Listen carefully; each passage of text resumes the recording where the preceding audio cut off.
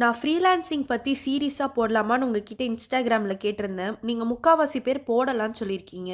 இன்னைக்கு நம்ம சீரிஸ் 1 ஃப்ரீலான்சிங்னா என்னன்னு பார்க்க போறோம். ஃப்ரீலான்சிங் உங்களோட ஸ்கில் அண்ட் டைம் யூஸ் பண்ணி பண்ற ஒரு வொர்க். இது வந்து ரிமோட் பேஸ்டு வொர்க். நீங்க எங்க இருந்து வேணா உங்க கிளையண்ட்டுக்கு அவங்க கேட்குற வொர்க்க பண்ணி குடுக்கலாம்.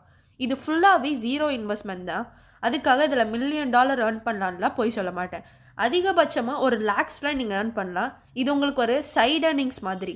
இதுக்கு டைமிங்லாம் இல்ல. இந்த டைம்ல தான் வேலை பார்க்கணும், அந்த டைம்ல தான் வேலை பார்க்கணும் அப்படின்னு ஒரு கம்பெனில நீங்க போய் வொர்க் பண்ற மாரிலாம் கிடையாது.